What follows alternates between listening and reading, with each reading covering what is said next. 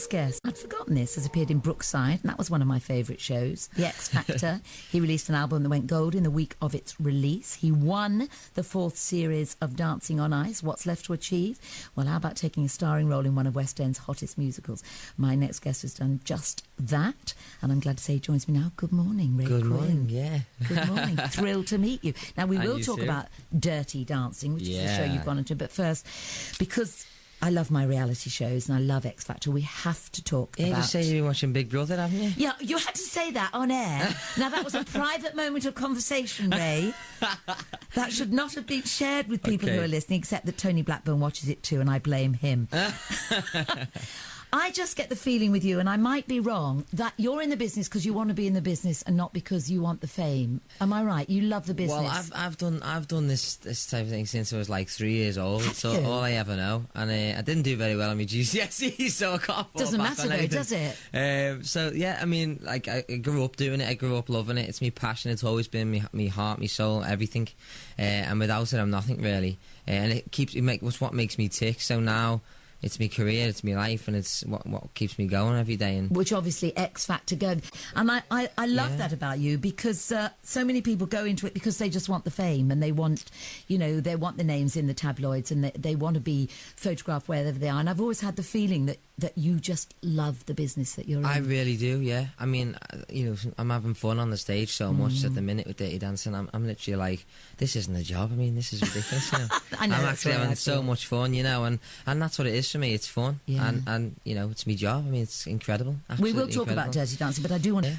What was that process like? So obviously you were whittled down from thousands of people who entered, and you were whittled, and obviously you got through to the final. Oh, it was mad. It was absolutely crazy. I mean, what a whirlwind, and you are literally in this bubble for so long. Do you live in a house all together?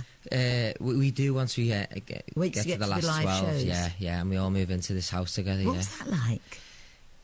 Well, I was 17 at the time, This baby. and it's sort of like, wow, like, this is really cool, and it was, and everyone got on really well, and but I was, a baby. I didn't cook for myself. I didn't know what to do. I was like, I've never lived on my own without my mum looking after me. You back never then. lived away from home? No, not really.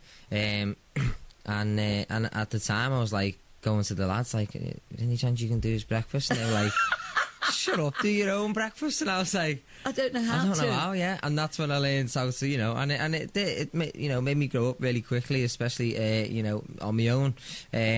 So it wasn't a huge area of sort of competition between you all, because obviously you were fighting for a huge prize. Yeah, it was, but it didn't seem like that to me.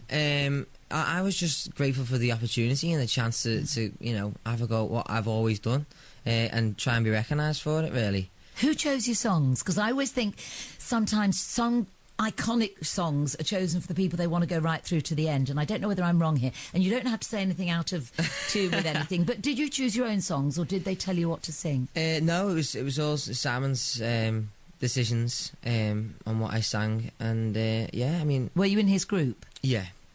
All right. Everybody loves Simon Cowell. Absolutely. Did you? Oh yeah, as soon as the first time we found out we got Simon Cowell, I was like, oh no. Oh no, anybody but him. I thought, if he doesn't like me, mate, that's it, I'm gone, And it was the only time I felt really, really, really nerve-wracking and really nervous was in boot camp, and I got Where did you go?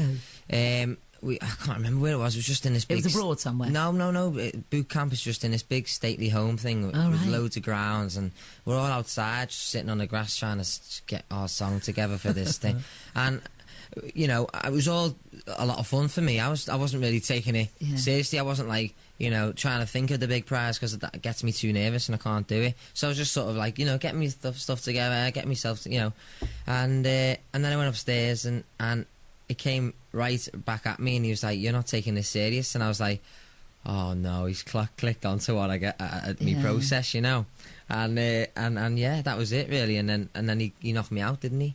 And then he brought me, and then I was just absolutely destroyed. I was like, oh, I can't believe it. See, I always think when they see things like that, they say, oh, they do that on purpose, just to make a little bit of drama. We'll knock him out and then we'll bring you back in again. Yeah, see, everyone says that to me, but it was proper it was really real. true. Absolutely. And tell me how your life changed once you got through, because you lost to Leona Lewis.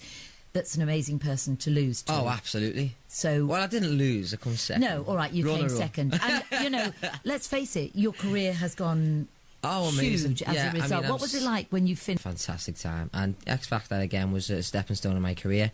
And I've not stopped working for 4 years, so I feel very lucky and very, humble about that.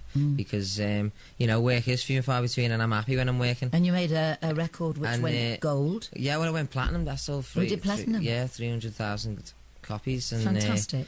Sell-out tour, and then I went on the X Factor tour, and then it was and that great. must have been a gas, because by then you've relaxed, you've got where you've got, it's everything's happening for you, and then you can just relax and sing to people who want to hear you. Yeah, it was great, and the tour was fantastic. We had, the X Factor tour was huge, and then I had my own tour, which was... Did you? I mean, completely different. Obviously, we're in theatres. Because you're quite swing boy, aren't you? Yeah, you and love I had that. a band, and the stage was great. I mean, it was so much more... what would you intimate? Yeah, really intimate, and I could see all the faces and look at them, and they're there to see you. Yeah, and the greatest gift for me was people paying their hard-earned cash to come and see me sing. Like, it's all I've ever done. Like, it's unbelievable. Absolutely, it's fantastic. Unbelievable. So tell me about Dirty Dancing. I think I'm the only person that's never seen it, and I said to you just before we came on air, isn't that where they say something about don't put baby in the corner or something? I was like, yes. And you're like, who's done it in the film? I know, I'm terrible, but I'll try and come and see you, and then well, definitely see the film first, and then no, I'll come and see you first. Okay. Tell me about the story. Basically, the story is a beautiful story. It's about relationships, and that's why people love it so much, because they can relate to it. It's about love. It's about falling out. It's about falling in love. It's about it's amazing. And you see all different types of stories throughout the show. Tragic things happen, and then they come to fruition at the end, and dreams do come true. I mean, it is a fantastic story. Why is it called Dirty Dancing? Well, because you see, there's dirty dancing somewhere, isn't there? Yeah, what sort of dancing? Because they dance dirty. I won't ask more. It is literally like, without saying too much, people like literally humping it's intimate. each other on stage. Enough. Yeah. Moving on.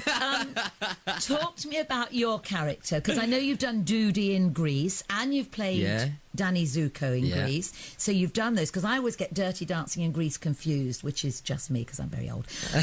Tell me about your character in Dirty Dancing. Because with my previous characters, Doody and Danny, it's been really fun, and it's really cheesy in a way, and it's you're more involved with the audience, and it's exciting, and it's fun, and it's energy. There's no real serious moment where you sit back and go, wow, because in Dirty Dancing now I've got Billy, and it's such a much more of a gritty storyline for me, because I'm plotting in the show. So what is your storyline? What does your character do? Basically, I'm Johnny is the main guy, who's obviously played originally by Patrick Swayze, and the guy who's playing now, Johnny. I'm his cousin, Billy Kostecki. I'm Johnny's cousin, and I bring baby into this whole new world she's never even seen before. Oh, so you bring her and in. I introduce her to Johnny, and so I'm the one who starts the whole story off, really. And then tragic things happen, which I don't want to give away, but I to you or to no, I don't want to give away to the audience listening. They have to come see it. You have to come see it, but I mean the storyline is so incredibly really gritty, and to get my teeth into it and really act is beautiful, and I get to sing fantastic songs. I sing Still of the Night, which is a beautiful song, and Time of My Life at the end. Okay, sing me 2 bars from Still of the Night.